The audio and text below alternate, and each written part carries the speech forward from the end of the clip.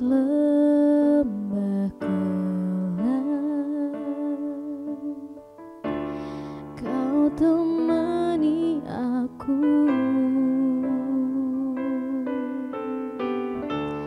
Roh-Mu bekerja selalu untuk kebaikanku, mengalir kuasa dari tempat maha tinggi. Bapa kekal mulia, Kau hadir di sini, memulihkan hati, menyembuhkan yang terluka. Ku kan tenang bersama-Mu, Bapa. Mengalir kuasa dari tempat maha tinggi. Bapa kekal mulia, Kau hadir di sini, memulihkan hati, menyembuhkan yang terluka. Ku kan tenang bersama-Mu, Bapa. Mengalir kuasa dari tempat maha tinggi. Bapa kekal mulia, Kau hadir di sini, memulihkan hati, menyembuhkan yang terluka. Ku kan tenang bersama-Mu, Bapa.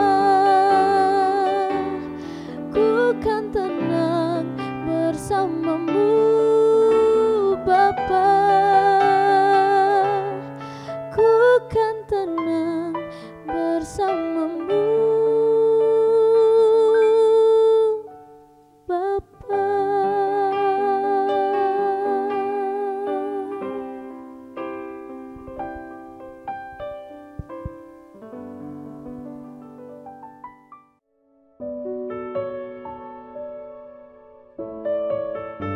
Shalom, selamat pagi saudara-saudara yang dikasihi oleh Tuhan kita Yesus Kristus. Salam sejahtera bagi kita sekalian dimanapun dan apapun keadaan kita saat ini. Pada kesempatan ini saya ingin sharing kebenaran firman Tuhan yang saya berikan judul Kita Harus Tahu Diri. Mengapa kita harus tahu diri? Saudara-saudara sekalian, mungkin saat ini kita mulai jenuh dengan keadaan yang tak kunjung membaik. Kita barusan mendengarkan pengumuman dari pemerintah bahwa PPKM level 4 kembali diberlakukan di kota kita sampai dengan tanggal 9 Agustus nanti. Hal ini tentunya memaksa kita untuk dapat menahan diri. Menahan diri dari segala hal, termasuk mungkin saat ini kebanyakan kita sedang mengalami masalah di mana stok makanan atau stok kebutuhan sehari-hari di rumah kita mulai menipis. Kita tidak bisa bekerja oleh karena pembatasan yang diberlakukan oleh pemerintah. Bukan hanya masalah pandemi, mungkin ada jemaat Tuhan yang saat ini sedang mengalami masalah kesehatan, yang sedang mengalami sakit berat, atau mungkin sakit yang berkepanjangan. Sudah lama saudara mendoakannya, tetapi kok tidak kunjung sembuh-sembuh. Bahkan saudara sudah doa puasa, dan sepertinya Tuhan tidak turun tangan untuk menolong kita.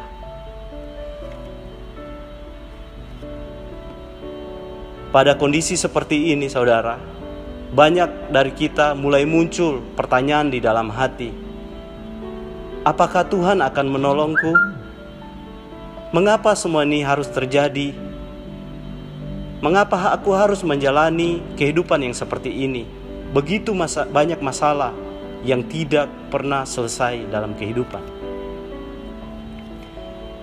Kita mulai membanding-bandingkan hidup yang Tuhan karuniakan kepada kita dengan hidup yang Tuhan karuniakan kepada orang lain? Mengapa kita tidak seperti orang lain yang kelihatannya hidup dalam kelimpahan, hidup dalam kesenangan, dan sepertinya tanpa masalah?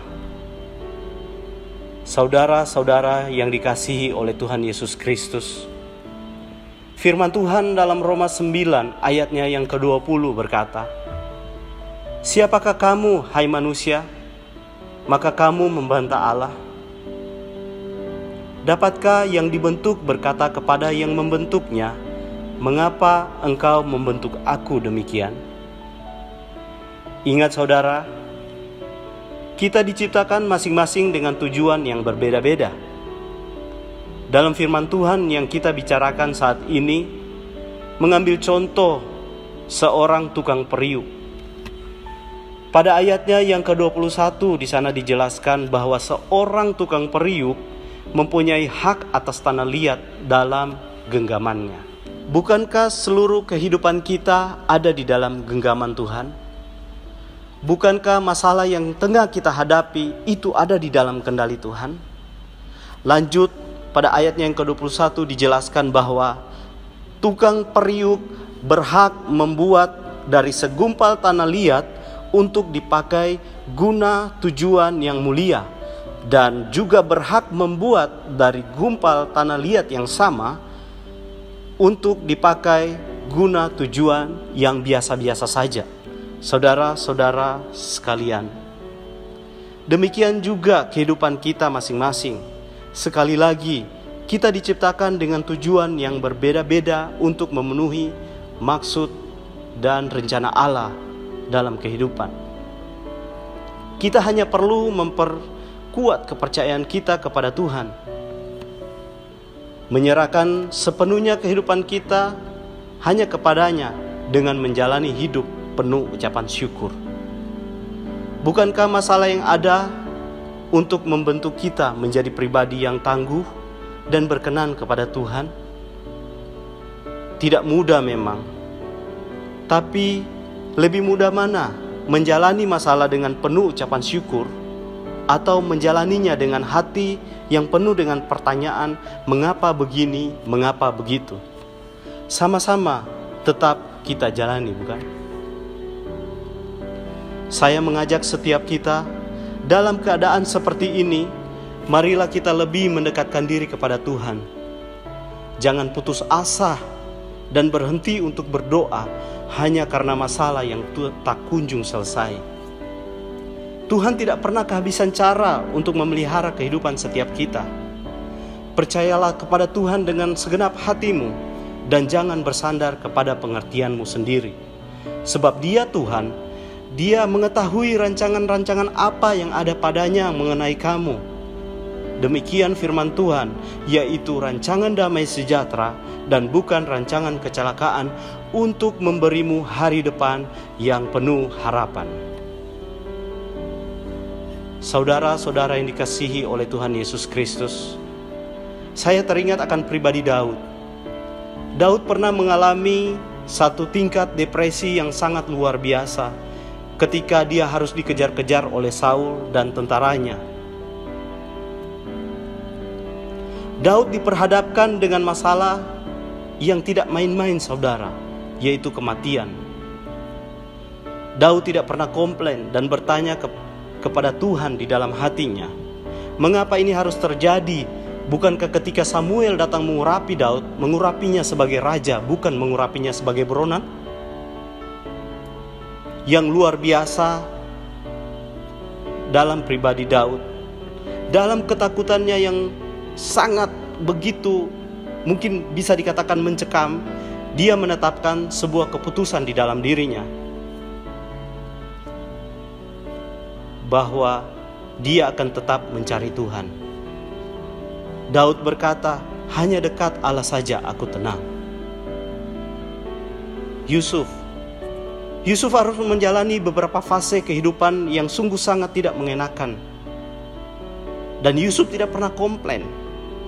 Yusuf tetap menjalani kehidupannya dengan terus mendekatkan diri kepada Tuhan dan menjauhi kejahatan.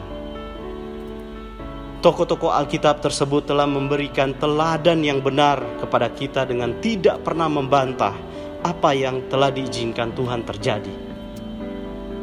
Mari kita menjadi pribadi yang menjalani hidup dengan penuh ucapan syukur, karena tidak habis-habisnya kebaikan Tuhan dicurahkan bagi kita sekalian. Amin buat firman Tuhan.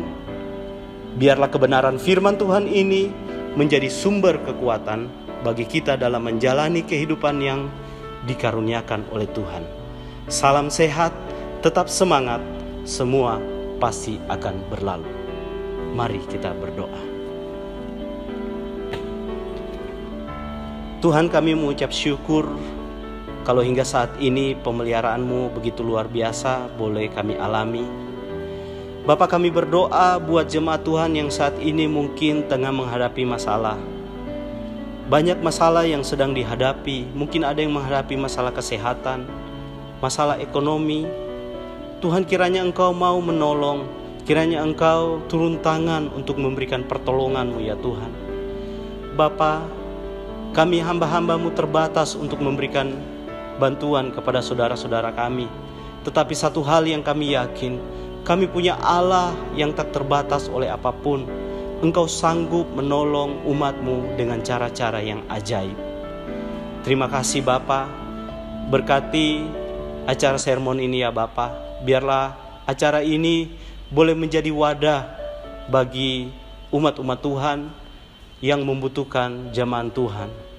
Terima kasih Tuhan, terima kasih. Ini doa kami di dalam nama Tuhan Yesus. Kami berdoa dan bersyukur. Haleluya. Amin.